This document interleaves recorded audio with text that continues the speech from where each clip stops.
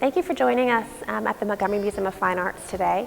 My name is Bocquin. I'm a museum educator here at the museum, which basically just means that I get to teach based on works of art and using museum pedagogy.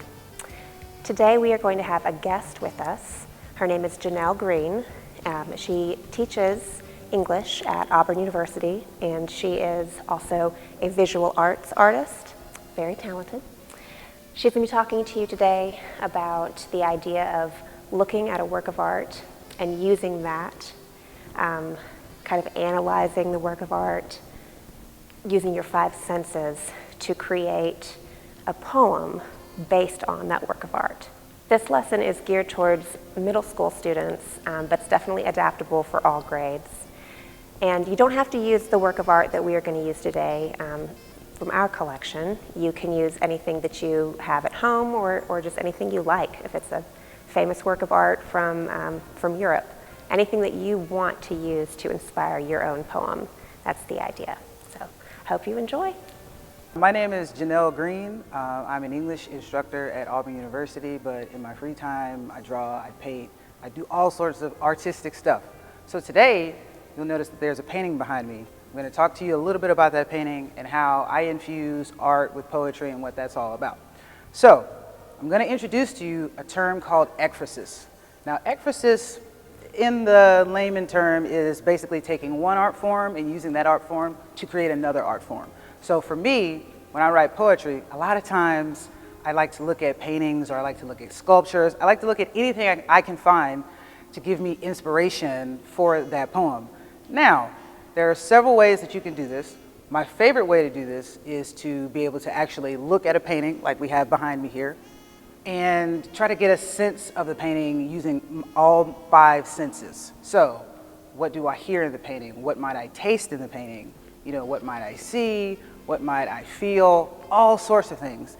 And that's just a really easy way for me to get going. It helps me figure out what I want to talk about, what angle I want to come at with the poem, all sorts of stuff. So, for this, we're going to take a look at this painting. We're going to figure out what we hear, what we smell, what we see, what we might feel, what's going on. Is there something wrong with this fish? Is this a cool fish? Is this a sad fish? The title of the painting is actually a red fish. It looks a little bit orange to me, but that's not my decision. So, we're going to figure out all these things. We might even figure out what the grass sounds like. I don't know. Do you know what grass sounds like? Grass has many different sounds. It depends on if the wind's blowing, if it's not, am I stepping on it? What does it sound like? Is it crunchy, etc. So, we're just going to have fun with it. There's a house in the background. What might that house sound like? What might it smell like? What might it feel like? We're going to do all those types of things. There's water here. What does water feel like? What does water taste like? What does water make you think of? All sorts of things with this painting. And hopefully you'll enjoy it. All right, so we're back. And now we're going to go over how to actually look at the painting, and we're going to create a poem from this painting. So, we have the painting referenced over here, and I've taken the liberty to go ahead and write down the five senses so that I don't forget. So we've got see, taste, hear, touch, and smell. So, what we want to do, in order to start our poem, in order for it to just be easier for us, we're going to start with see, and this one is very easy. But we're just going to look at the actual painting and try to describe what we see. Well, what do we see? We see a lot of things, right? So we see grass, we see obviously this fish, we see water, we see the sky, we see the clouds, we see a house, there's a light on in that house. What does that mean? There's only one light on. Why is the other light on? Are there two different houses? Etc. We see a lot of different things. So just to start off, I'm going to start off with the most obvious. We see a red fish, right? So I'm going to write down red fish for what I see. Okay? And that's just blanketed statement, obvious, I see a red fish. Okay, now we're going to move on to taste. Now taste might be a little bit more difficult because you might have to actually think a little bit. So what does this painting taste like? Well, there are a lot of things going on in this painting. Obviously, we could say we taste the fish. Well, I can't because I'm allergic to fish. It's real sad. I'm sorry. You might taste the fish. You might taste the grass. Well, what does grass taste like? What would you describe grass as tasting like? we could taste the water. That water might be a little murky, might be a little dirty. So the water might be gritty, it might be disgusting. Well, what would the trees taste like? What would the sky taste like? Do clouds really taste like cotton candy? I hope so. What does a house taste like? Is the house made of brick? So for this one, just to be easy, I'm going to choose to taste, I'm going to say that this picture, this painting tastes salty. So I'm going to write down salty. Just because anytime fish is referenced, we always think of water, we always think of the ocean, automatically goes salty. You could say murky, you could say dirty, whatever you feel like. This is what I'm feeling today, so I'm going to write salty. Now, next, here.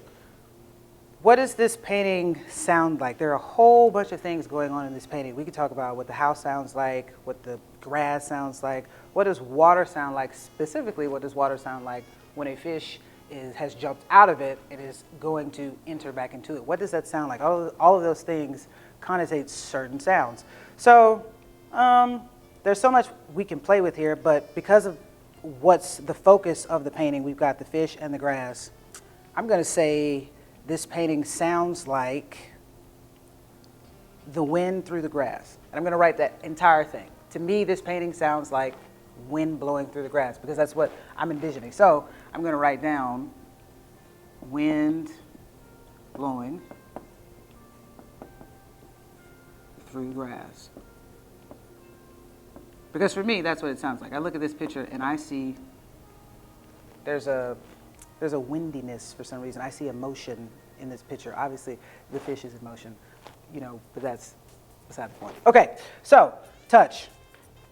What would this picture feel like if we could, become magicians and actually stick our hand in there and actually touch what's going on in the painting? So there are several things we could touch, right? We know what water feels like, so I'm not gonna write down necessarily, what water feels like, but that's just me. Obviously, water is wet, but is water wet? Okay, what does the grass feel like? What might this fish feel like? All fish don't feel the same. What might these trees feel like? We don't know what types of trees these are in the background. What might this house feel like? Is it bricked? Is it a house that's made of siding? We don't know. Is it a log cabin? It doesn't really look like a log cabin, but so what does this picture, what does it feel like? I'm going to say that this picture feels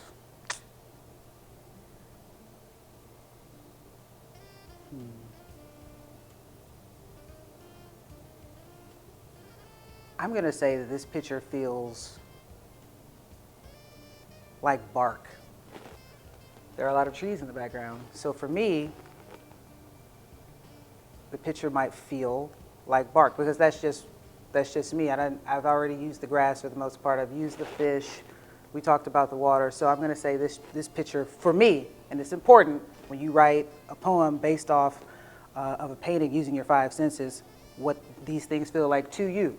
So to me, this picture feels like bark. There are a whole bunch of trees back there. I'm assuming that there might be a lot of bark back there. So we're going to write tree bark just so nobody gets confused and thinks I'm talking about a dog. So tree bark. So this picture feels like tree bark to me. Now, the very last one, smell. There are a whole bunch of different smells that could be in this painting. And again, that's up to you. You have to figure out what might this picture smell like. If I was there, if I was standing here, if I was trying to catch this fish, what might I be smelling in the air? Would I smell cedar trees? Would I smell pine trees? The water. Can you smell the grass? Can I smell this fish? It's all these different types of things going on, but you have to pick because it's your poem. So, for me, I'm going to say this picture smells like dirt because any time I've ever been at the lake, there's this certain grittiness that you get. It's like a mix between like mud, water, dirt, and the air just kind of smells, in my opinion, like gritty, dirty. So I'm going to say that I'm going to write here, I'm just going to say dirt. All right, now we have all of our five senses. We've dissected this painting based upon those five senses, and we've written some stuff down. So for sight, we've got the red fish. For how might this picture taste, we've got salty. For what we hear, I specifically hear the wind blowing through the grass. For what we touch, I said, or what we might feel, tree bark. And then for the last one, for smell, I said dirt.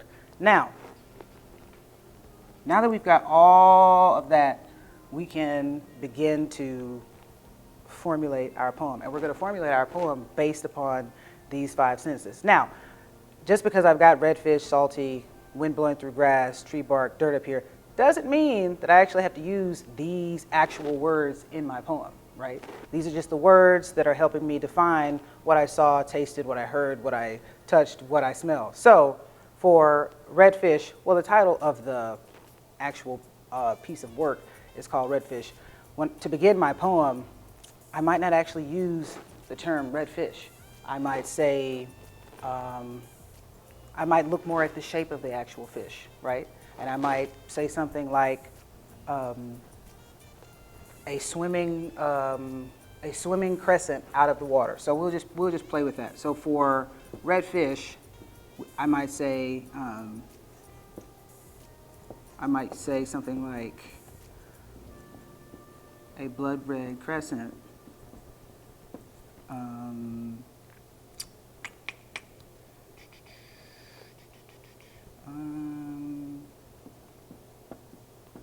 returns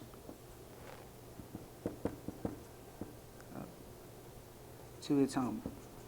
That is it. Okay, so for the first part, again, I didn't actually use the term redfish. That was just helping me get there for what I saw. So for the very first part, I said a blood red crescent returns to its home. Okay, and that's how my poem is going to begin. Well, it's for what I see, right? So I said redfish. Well, the redfish is kind of in the shape of a crescent. It kind of resembles either a waning or a waxing moon. I can't remember. It resembles the crescent in general. And so that's what I decided to go with, purely based off of one of my senses, the sight.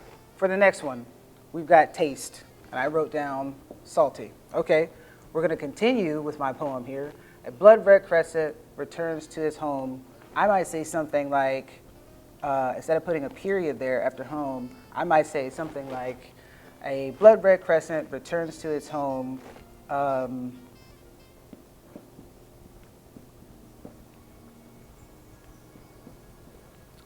salty haven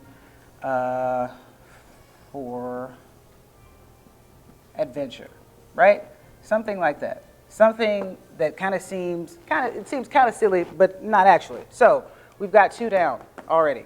We've got see and taste. So a blood red crescent returns to its home, a salty haven for adventure. Now, in this case, I actually did use this word. Salty is a describing word, so it's an adjective. So it's okay if I use that. I felt, make the poem better. It would actually give the reader a sense of that taste, because that's what you want to do. You want to be able to kind of give your reader, at some point, one of those 5 senses. Now, the wind blowing through the grass could also be an easy one. So this is for what we hear. I might actually use this entire line. Now, I might not begin this 3rd line with this word, but I'll think on it for what I hear. So, wind blowing through the grass. Well, I've got to make that fit into this actual poem. So, a blood red crescent returns to its home, okay?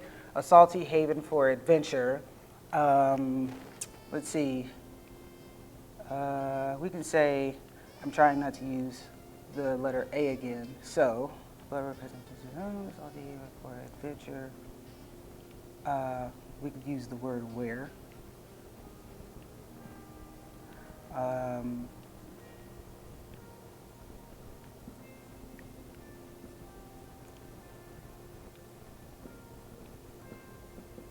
Where the trees sway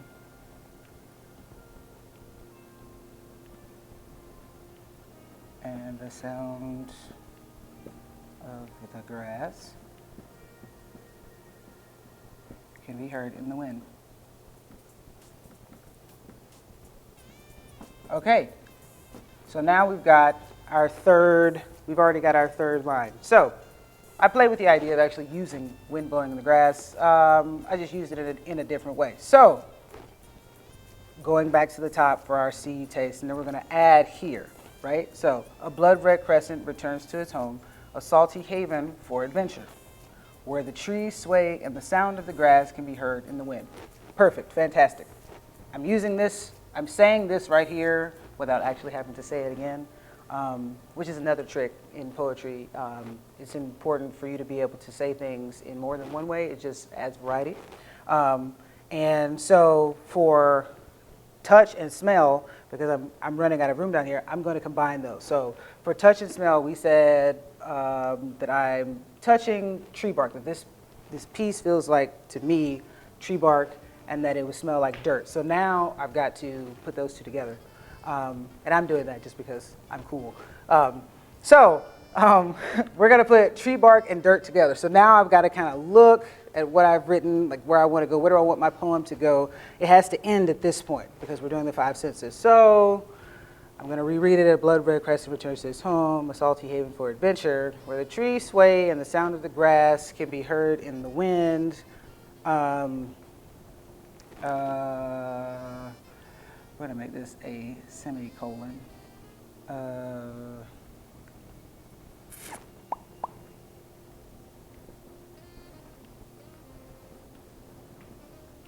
Okay, now we are completely finished with our poem. So we were able to incorporate all of the 5 senses, including these last 2. We put them together, and so now we will read the whole thing, and we can see how just from trying to figure out using the 5 senses what we were actually looking at helped us write this poem. So, a blood red crescent returns to its home, a salty haven for adventure, where the trees sway and the sound of the grass can be heard in the wind, and tree bark chips fall to the ground while the smell of dirt fills my nose. That's it. That's a poem right there. A poem technically can be just 2 words, but in this case, we want to, write an actual poem that has at least 1 stanza. A stanza is just 4 lines of a poem before the line break. And that's what we've done here. So, congratulations. If you wrote with me, you wrote a poem. Using our 5 senses and using ekphrasis. I know ekphrasis is a really, really big word, but that's exactly what we did here. We took one art form and we were able to create another art form using the original art form. And we gave ourselves a really, really, really dope poem.